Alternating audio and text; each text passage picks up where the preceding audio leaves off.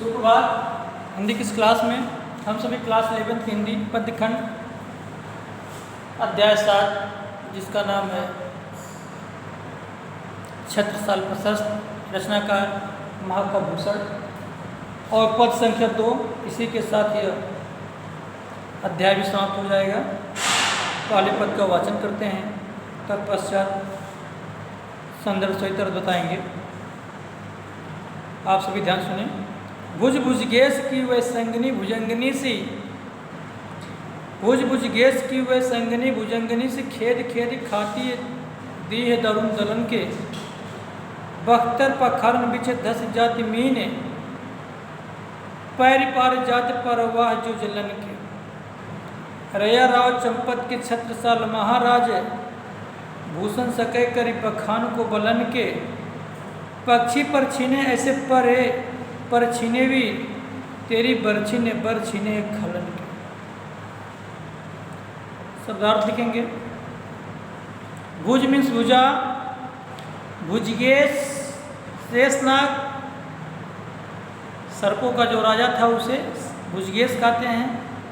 शेषनाग, संगनी साथ, भुजंगनी, भुजंगनी माने नागिन या सर्पड़ी, सर्पड़ी नहीं कहेंगे बल्कि नागिन ही कहेंगे। खेद खेद माने दौड़ा दौड़ा करके, दीह दारुण कष्ट कठोर, दलन समूह, बख्तर, बख्तर में होता है युद्ध करते समय हाथी और घोड़े पर जो लोहे की झूल लटकाई जाती है जिससे उनके पेट में किसी की धनुष बाढ़ चूहे न, उसे कहते हैं बख्तर। कवच, पाखरन पेट में, धस मने प्रवेश कर जाना, मीन मने मछली, परवाह मने जलधारा, रयाराव चंपत, रयाराव चंपत नाम है राजा का। छत्रसाल महाराज ये भी नाम ही है। बखान माने प्रशंसा, बलन माने बल, पक्षी माने पक्षी, छीने छीन लेना, परे माने पर माने होता पंख, पर मीन्स पंख यहाँ तात्पर्य है। बर्छी मीन्स तलवार। प्रसंग में लिखेंगे, संदर्भ पूर्वक रहेगा। प्रसंग में प्रस्तुत पंक्तियों में महाकाव्यभूषण छत्रसाल की तलवार की प्रशंसा करते हुए ओजपूर्ण भाषा में वर्णन कर रहे हैं। कहते क्या हैं कि भुज भुज गेस की वे संगनी भुजंगनी से। महाकाव्यभूषण जी कहते हैं कि हे छितपाल के पुत्र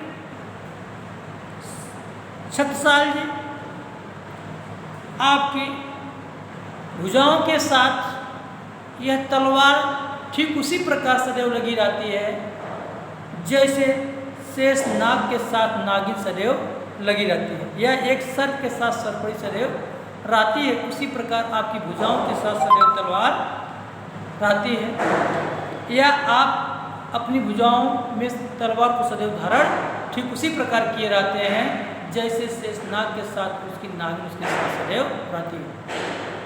खेद खेद खाती थी दारुण दलन के, जिस प्रकार कोई नागिन अपने शत्रुओं को दौड़ा दौड़ा करके बदला की भावना से या प्रतिशोध लेने की भावना से दौड़ा दौड़ा करके उन्हें डस लेती है और मृत्यु के घाट उतार देती है, ठीक उसी प्रकार तुम्हारी ये तलवार शत्रुओं पर दौड़ा दौड़ा करके प्रहार करके उन्हें मौत की घाट उतार देती है। बख्तर पाखरन बीच धस जात में, इतना ही नहीं हे महाराज, आपकी एक तलवार युद्ध में विपक्षी सेनाओं के द्वारा हाथी और घोड़े पर डाले गए लोहे की झूल, जो हाथी और घोड़े के शरीर की बचाव के लिए कवच के रूप में है, उनमें भी या उसमें भी बड़े ही आसानी से प्रवेश कर जाती है, बड़े ही आसानी से धंस जाती है। उस बख्तर को भी छेद करके हाथी और घोड़े पर सवार सैनिकों को घायल कर देती है, उन्हें काट डालती है।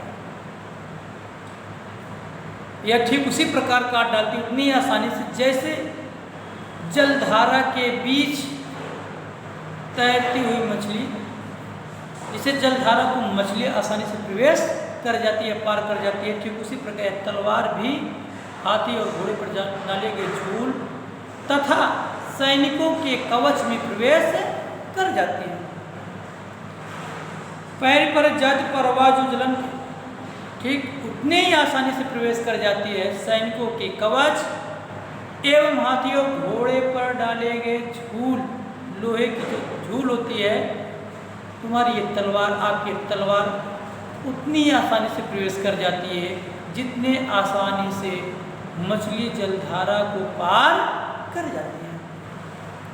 रैयाराव चंपत के छत्रसाल महाराज, ये रैयाराव के पुत्र छत्रसाल महाराज, मैं आपकी इस वीरता, आपकी भुजाओं की वीरता, आपकी वीरता एवं तलवार की प्रशंसा कहाँ तक करूं? इसकी प्रशंसा करने के लिए, आपके बल एवं तलवार की प्रशंसा करने के लिए मेरे पास कोई शब्द ही नहीं है। पक्षी पर छीने ऐसे पर छीने जैसे कोई पक्षी परवीन हो करके पृथ्वी पर गिर जाती है, किसी पक्षी के पर काट देने पर और परवीन हो जाने पर पृथ्वी पर गिर जाती है और पुनः नहीं उड़ सकती है, ठीक उसी प्रकार आप यह तलवार वीरों के गर्दन को पक्षी के पंख की भांति काट करके उन्हें पृथ्वी पर धराशायी कर देती है, जिससे वे दोबारा नहीं उठ पाते हैं। तेरी बर्छी ने बर्छी ने खलन, तुम्हारी बर्छी दुष्टों के, दुष्टों तात्पर्य शत्रुओं के गर्दन को ठीक उसी प्रकार से उनके शरीर से अलग कर देती है जैसे किसी पक्षी के पंख को अलग कर देने से वह पक्षी परवीन होने पर, पंख विहीन होने पर पृथ्वी पर गिर जाती है।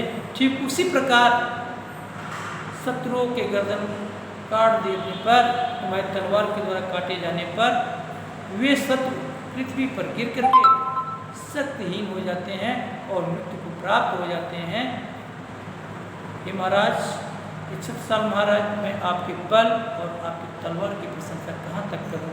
इसकी प्रशंसा करने के लिए मेरे पास कोई शब्द ही नहीं है। इसी के साथ यह अध्याय समाप्त होता है। धन्यवाद।